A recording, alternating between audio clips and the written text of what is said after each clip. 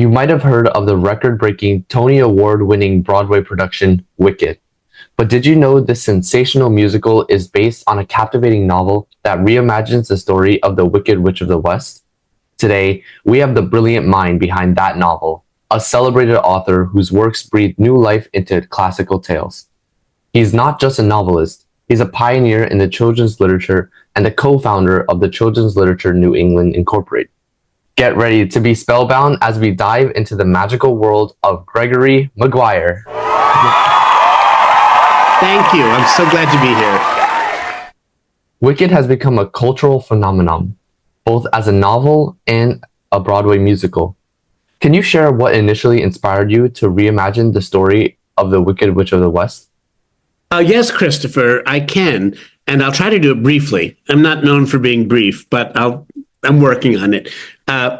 When I was a kid, my parents were pretty strict about our television viewing. They looked down their noses on lowbrow content, let's call it, and they wanted us to become literate and to become capable citizens in this fair land of ours. So they restricted our TV watching, except once in a while they relented. And when they relented, it was annually for the rebroadcast of The Wizard of Oz, that famous 1939 film.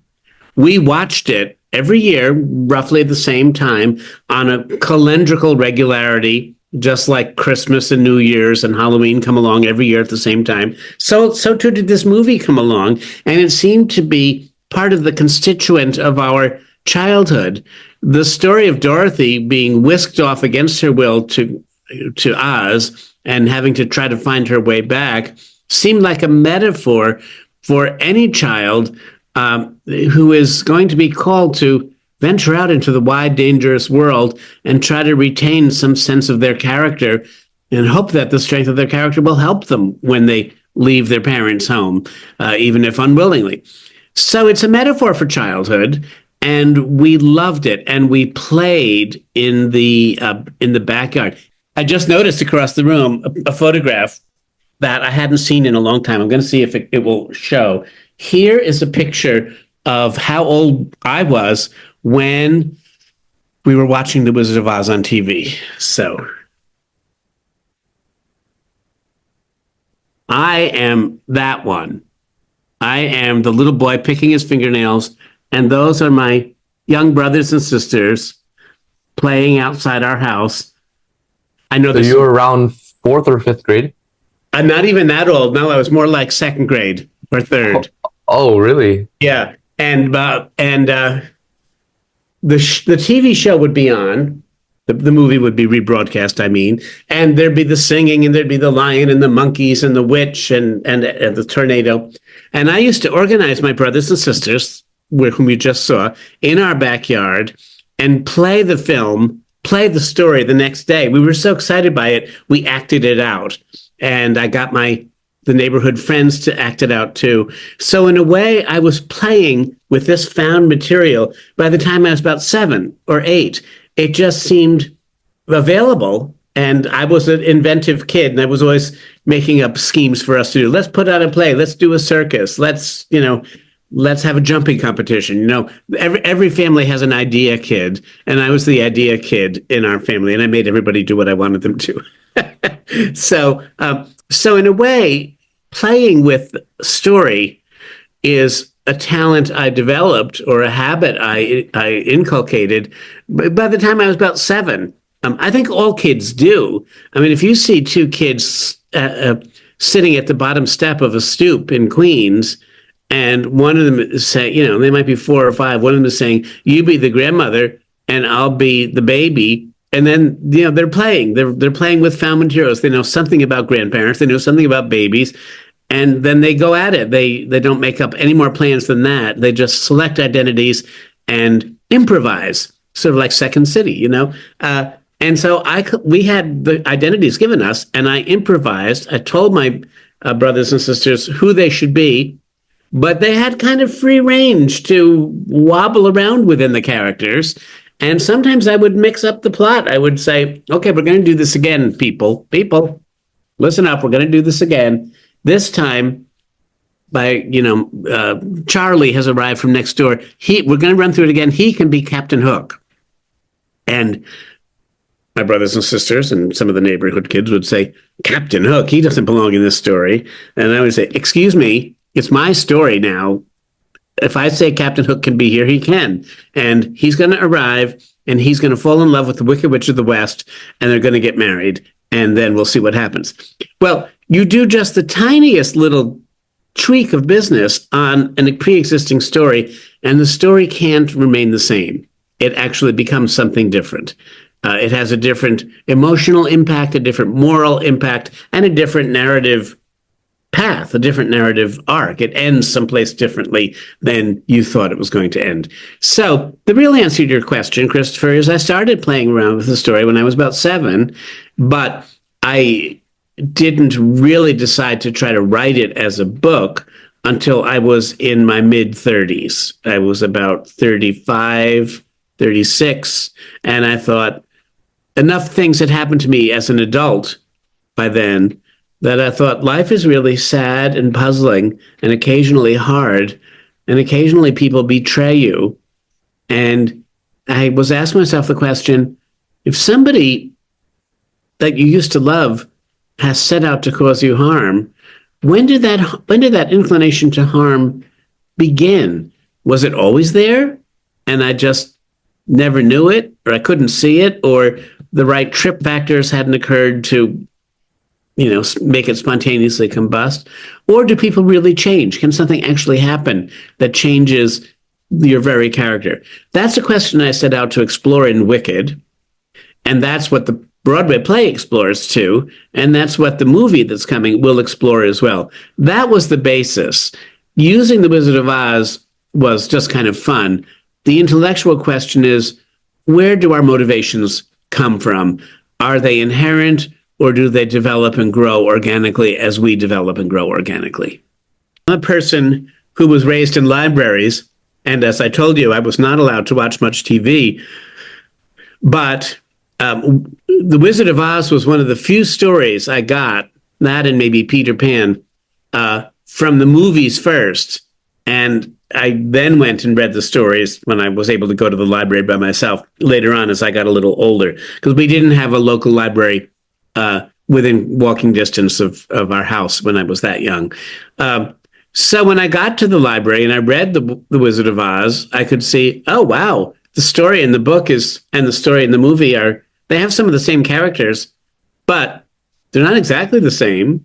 In some ways, the movie is better. And I think that also taught me you can take material, as long as it's out of copyright, you can take material and live with it and make it your own. Bring it into your own warm, big heart and see what it looks like inside, from inside. And that takes a little bit of nerve. And I was afraid I was going to be disapproved of by a lot of people who love Margaret Hamilton and Judy Garland and all that. But I thought, art requires nerve, and I'm just going to do what I think I need to do. Your journey as a writer started with your novel, The Lightning Time. How did your early experiences, particularly your time in a Catholic orphanage and your education, shape your storytelling? Well, I was in a Catholic orphanage, although I was brought out of it young enough that I have no memory of it. There are photographs of me being held by the nurses and the nuns. My father put me there after my mother died. My mother died when I was born in childbirth. And so my father put me in an orphanage as he tried to recover his sense of reality, tried to see what was going to happen. He had 4 children at that point, and he had 4 children under the age of 10 and no wife. And this was the 1950s. So, and he had no job. So it wasn't really auspicious beginnings. I wasn't a Rockefeller or a Kennedy. And he refused the offer of certain people to adopt me, which I only found out about in the last 10 years, because he had hopes that he would be able to draw the family together again. And he did. He got remarried, and my second mother raised me with him. And I was pulled from the orphanage when I was about 2, I think. So I have no memories of it. But the reality that I lived without a loving father and a mother when I was that young, I'm sure has really affected both my sense of fragility. In some ways, I'm a strong person, but in some ways, I'm cautious and anxious. But it also made me fall in love with stories, because so many stories, especially the ones kids get when they're just learning to read, are fairy tales. And they begin with a mother dying in childbirth and something happening to the child for which they have to survive, through which they have to survive. Often it's a wicked stepmother. Cinderella's mother dies in childhood. Snow White's mother dies in childhood. Everybody dies in childbirth. But now you go to the Lightning Time and other books. And the fact is that for many of my books, and I've done about 45 books in the last 45 years, let's say, many of them have a missing parent, very often a missing mother. It's almost as if I can't imagine a story happening if a child has both parents at home. If a child has both parents at home, well, it's like once upon a time, there's a little family, the end. There's nothing to happen. There's nothing to worry about. So that business about how having been an orphan, as it were, half orphan in childhood, affected me was to teach me that story is built on the need to survive and the need to make your own way. The fact is the child has to make his or her way through the wicked world by himself or herself. So my attraction to those stories, I think, was partly psychological, that I saw myself mirrored in the figure of the abandoned child. And I knew I was going to have to be strong, both to survive and also to make my mother's sacrifice, if you want to call it that, my birth mother's sacrifice, worthwhile. I mean, I could never pay off the debt, but at least if I did well and lived earnestly, then I was living her life as well as my own. If that's kind of mushy, and I apologize, but that's really what I thought. No, it's okay. It's okay. To some extent, what I still think. In the Lightning Time, in the very first scene, the 12-year-old boy is called to the school office and told that his mother has become very ill and he has to go stay with his grandmother up in the mountains for a few weeks while she recovers from whatever it is she had. And that's getting the mother off stage. She's not dead, but she's definitely off stage. And he is released, like Dorothy and like most characters in children's books, into a world that he doesn't know very well and has to survive. So that tries to loop up my infancy, the story of my infancy, the story of my early reading, and the story of my beginning a career as a writer. Even Elphaba in Wicked loses her mother. By the time we see her when she goes to college, her mother has been dead for a long time.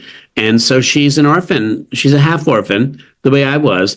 And I kind of feel like I know her better because I have a sense of sympathy for a person in that position. You've written both children's and adult novels, often drawing inspiration from classic tales. For example, you reimagined Cinderella in Confessions of an Ugly Stepsister and Snow White in Mirror, Mirror. How do you approach the process of reinterpreting these timeless stories for a modern audience? First thing I do is I read a story that has always appealed to me. And the more questions I have about it, the more fruitful it is as a story that can be unpacked and can be embroidered upon, let's say. For instance, in the story of Cinderella, the question of why a pumpkin coach? Why are the slippers glass slippers? These things are not clear. They may come as holdovers from some very much older and earlier myth, but they just kind of live in our minds as though Cinderella went to the ball in a pumpkin coach and she wore glass slippers and she lost one. But why the slippers were glass instead of something else is not answered. It's not even asked. We as kids we just accept it. Oh, it's magic. They're glass slippers. But you look at it again when you're grown up and think, gee, if she danced, if they started doing the hokey pokey and somebody stepped on her foot, she'd have to have an amputation. She'd amputate herself by the broken glass on her ankle. And so the older the story is, the more sorts of mysterious sections it has that don't really line up.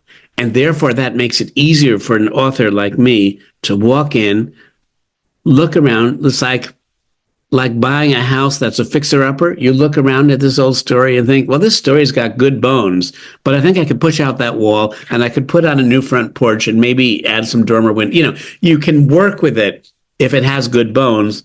But the more confusion there is to the original story, the easier it is to find your own way to decorate it. Your colorful family life, including your marriage to Andy Newman and the adoption of your children, has been quite public, with your family even being featured on Oprah. How have these unique family dynamics influenced your writing and themes you explore in your books? I live my family life sort of separately from my creative life. Indeed, I feel almost without trying to throw around words thoughtlessly. In some ways, I have felt kind of schizophrenic as a father because I pay attention to my children's needs more than I pay attention to the needs of my characters. And so the only way that having a family has really influenced my work that I can see concretely for myself is in my very last book for children, which was called Cress Watercress. It's a book about, guess what? A little rabbit who on the first page is moving out of her home because her father has disappeared. There's another child character with a missing parent. So she and her mother and her baby brother have to move out of their private little warren under a tree into an apartment tree where they meet other kinds of people. They're definitely gone downslope a little bit economically, and they're frightened of the world. So they move into an apartment tree for solidarity, and she begins all over again. Well, I wrote this story very conscientiously thinking of one of my family members who seemed to be at a moment of development where emotions were huge and were battering this kid back and forth, and full mastery of the emotions had not yet been achieved. So I felt sympathetic toward that, and I decided to write a character, this little girl rabbit named Cress, who was trying to do the same thing, which is trying to accept the fact that grief over the missing father and joy at being alive are both possible. Not only are they possible, but they're cyclical. You move from grief to joy. And once you arrive at joy, that doesn't mean you're done with grief. Grief comes back again. It is a recurring thing.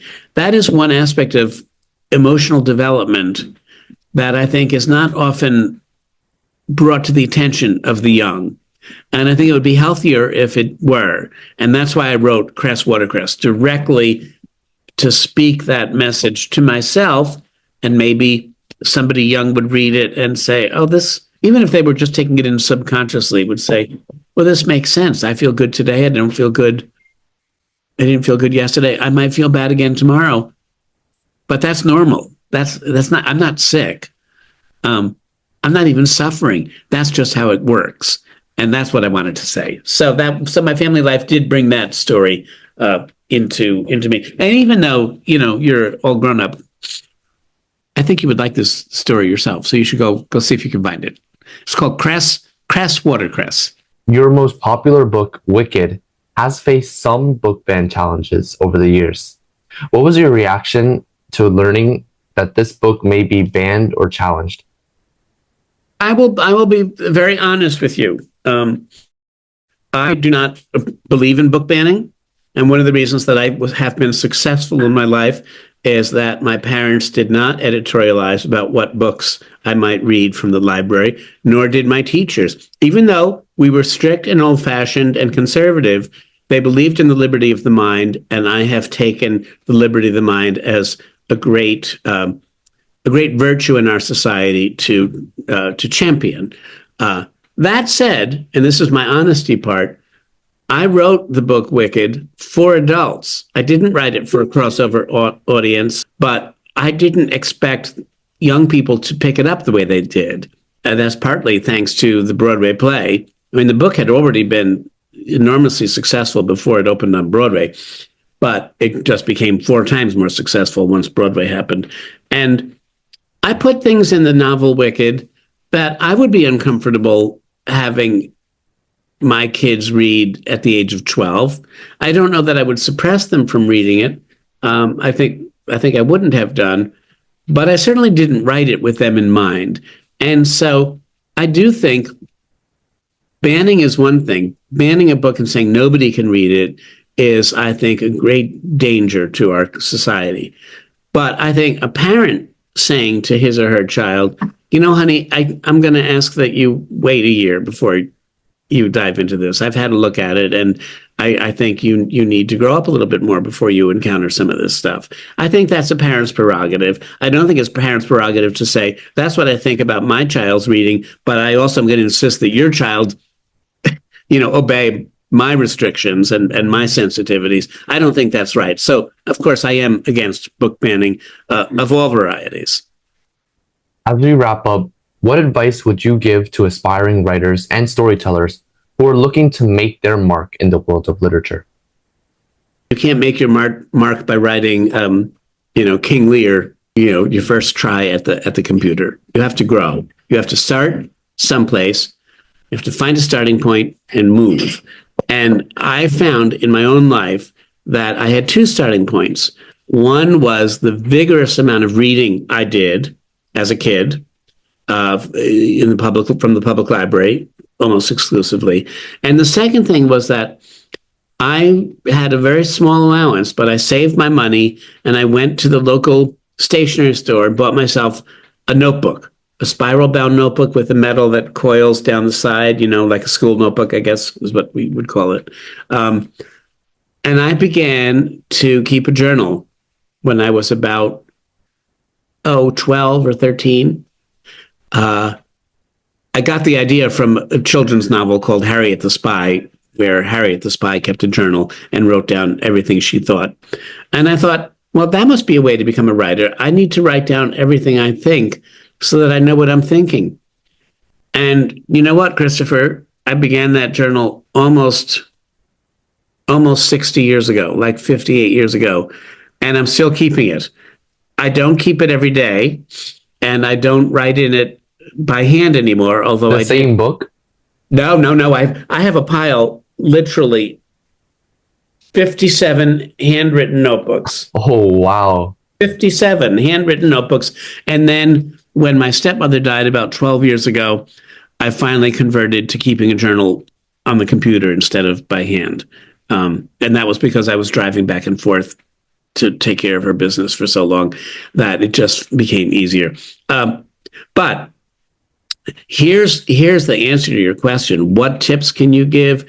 A little bit of writing every day. You don't need to have the idea that's going to change your life or anybody else's life when you start out. What you need to do is develop in yourself the practice of writing, the habit of writing. In fact, see whether you have the need to write. If I don't write for 2 or 3 or 4 days, I begin to feel not like myself. Like I feel like I put on clothes that don't fit and I'm not getting the right diet or something. I feel uncomfortable. I need to use language in order to regulate my feelings, my emotions, and my observations about the world. And I think a journal is really great because there's nobody to correct it. There's no need to say, I have lost the thread. Well, you can't lose the thread of your life. Your life is right there. You can change, and then you can read and go back in your journal and see how you've changed. And seeing how you've changed actually helps you make better predictions about who you might be becoming in the future. So I'd say for anybody who wants to use language as a part of way of surviving this difficult life that we're all given, starting a journal when you're young, even if it's only 3 or 4 sentences a day or 3 or 4 entries a week, to develop the practice, and to the point where you feel uneasy if you have left it go too long, that is, I think, the best first step for becoming a writer. It really sounds like trying to stay healthy. Like you feel uneasy as soon as you eat something bad. I don't know. I heard that before. But this time it's using it in journal sense. It's really true. And, there's, somebody, it might have been Mark Twain or some other comic writer, American comic writer, who said, how do I know what I think until I read what I've written? And that's supposed to be a joke, but in fact, it's true. Sometimes what you write tells you more from your subconscious than what you are aware you think. And you go back and you read something you've written, and it's almost like reading a letter from somebody else. Oh, does this person really think that? Do I really think this? Oh my goodness, wow. Thank you so much to Gregory for sharing your incredible journey and insights with us today. Your reimaginative retellings and your works in children's literature have truly enriched the world of storytelling. The founding of the Children's Literature New England Incorporated showcases your dedication to nurturing readers and writers. Thank you again for joining us on Unbanned Coolies, and we will look forward to seeing what magical worlds you create next. Thank you very much. Thank you for having me. Goodbye, everybody.